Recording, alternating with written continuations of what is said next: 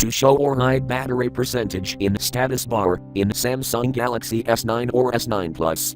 Open Settings. From a home screen, swipe up or down from the center of the display to access the apps screen. Tap Settings.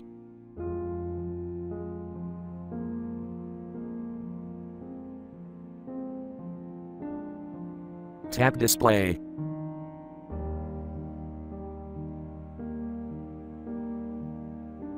Scroll down.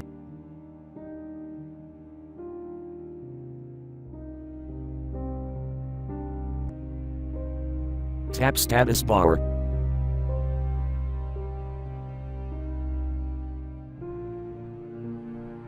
Tap Show Battery Percentage, switch until blue to enable, or tap until gray to disable.